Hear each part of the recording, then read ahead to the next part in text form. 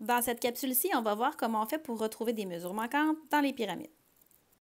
Donc, on se rappelle que dans une pyramide, quand je veux trouver son aire latérale, je dois multiplier le périmètre de la base par l'apothème et ensuite on divise par 2. Et que quand je veux trouver l'aire totale de ma pyramide, j'additionne l'aire latérale avec l'aire de la base. Donc, on se rappelle aussi là, que quand je veux trouver des mesures manquantes, c'est toujours le même principe. Je pars avec ma formule, je remplace les lettres que je connais et ensuite j'isole celles que je ne connais pas. Donc, formule, remplace, isole. Donc, dans le premier exemple ici, on nous donne l'aire latérale de la pyramide. On nous dit que l'aire latérale, c'est 1156 mm² et on cherche la mesure de un des côtés de la base. Donc, ma première chose à faire, c'est de commencer avec ma formule. Et comme ce que j'ai comme information, c'est l'aire latérale, mais j'ai juste besoin d'écrire la formule pour l'aire latérale. Donc, périmètre de la base fois l'apothème divisé par 2. Aussi, le périmètre de ma base, comme c'est un carré, je peux écrire que c'est 4 fois la mesure de chaque côté. Par la suite, ce que je vais faire, c'est que je vais remplacer la valeur de mon apothème par ce que je connais. Donc, l'apothème, c'est 34. Ça veut dire qu'il va me rester une seule chose que je ne connais pas, une seule inconnue, le C. Donc, la mesure de chaque côté, c'est ce que je vais chercher. Donc, ce qui va me rester à faire, ça va être de multiplier le 4 fois 34 divisé par 2. Ça va me donner 68C, parce qu'il y avait le C aussi. Donc, 4 fois C fois 34 divisé par 2, ça fait 68C. Et là, moi, j'en veux pas 68C, j'en veux juste 1. Donc, je vais diviser par 68 des deux côtés. Et je vais obtenir que la mesure du côté, c'est 17 mm.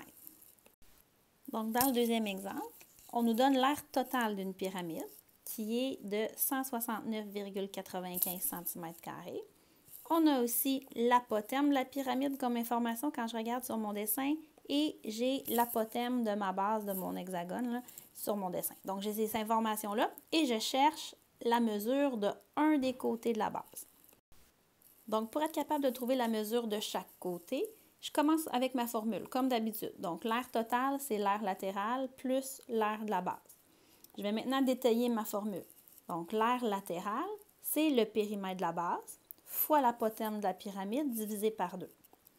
L'aire de ma base, elle, c'est le can divisé par 2, donc la mesure de chaque côté, fois l'apothème de l'hexagone, fois le nombre de côtés divisé par 2. Remarquez, là, j'ai ajouté A de la pyramide puis A de l'hexagone, juste pour ne pas les mélanger, pour être sûr de bien identifier le bon quand je vais les remplacer par leur valeur. Ensuite, ce que je vais faire, c'est que je vais remplacer ici le périmètre de ma base. Donc, le périmètre de ma base, c'est la mesure de chaque côté de mon hexagone fois le nombre de côtés de l'hexagone. Donc, j'ai remplacé ça par C fois N. Donc, le périmètre de la base remplacé par C fois N. Ensuite, je vais remplacer la valeur de chacun. Donc, le C ici, je ne le connais pas. Donc, je laisse la lettre C. Le N, c'est pour le nombre de côtés. Donc, le nombre de côtés, c'est 6. Je le remplace par 6. L'apothème de ma pyramide, ici, ça mesure 7. Donc, je le remplace par 7. Dans mon deuxième terme, j'ai C, la mesure de chaque côté, je ne le connais pas. Je le laisse C. Ensuite de ça, j'ai l'apothème de l'hexagone. Lui mesure 4,33. Et ensuite, j'ai aussi, encore une fois, le N qui est le nombre de côtés, qui est 6.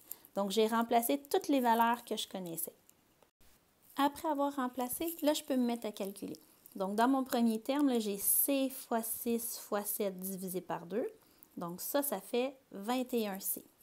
Dans mon deuxième terme, j'ai C fois 4,33 fois 6 divisé par 2. Ça fait 12,99C. Si j'observe bien par la suite, je me rends compte, là, regardez que ce terme-là, il y a un C et ce terme-là, il y a un C aussi. Donc, ça veut dire que c'est des termes semblables. Donc, je peux les regrouper. Je peux faire 21 plus 12,99. Ça va me donner 33,99C. Et moi, après, je veux juste un C. J'en veux pas 33,99. C'est pour ça que j'ai divisé par 33,99 des deux côtés. Et j'obtiens que la mesure de chaque côté correspond à 5 cm.